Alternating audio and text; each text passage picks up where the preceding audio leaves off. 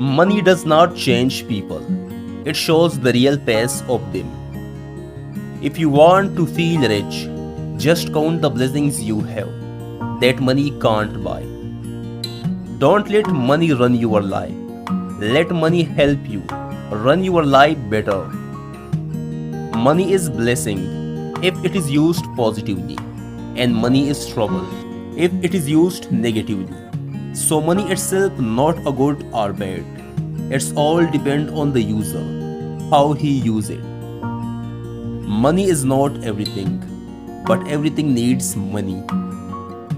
Money can solve almost all problems in the world, but it also causes almost every problem in the world.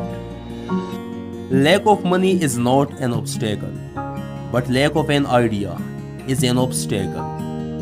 If you run after the money will run faster than you. But if you chase your purpose, then the money will chase you, inshallah.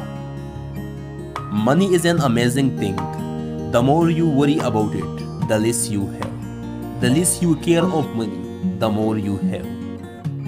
To earn money is not bad, but to make yourself mad after the money is worst. Money is power, freedom, a caution, the root of all evils and the sum of blessings.